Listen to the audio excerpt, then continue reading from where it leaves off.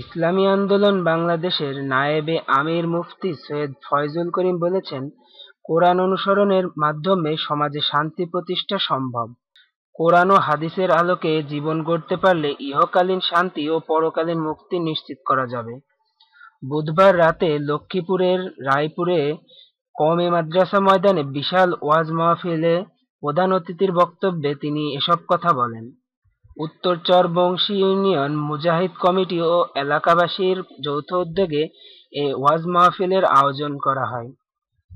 সৈয়দ ফয়জুল করিম আরও বলেন, যারা মাদ্রাসায় পড়ালেখা করেন তারা কখনো সন্ত্রাস ও জঙ্গিবাদের সাথে জড়িত থাকতে পারে না। কোরআন হাদিসের যথাযথ চর্চা না থাকায় আজ সমাজে শুধু অশান্তির আগুন দাউ দাউ করে জ্বলছে। তিনি দলমত নির্বিশেষে সকলকে কোরআন ও হাদিসের আলোকে জীবন গড়ার আহ্বান জানান।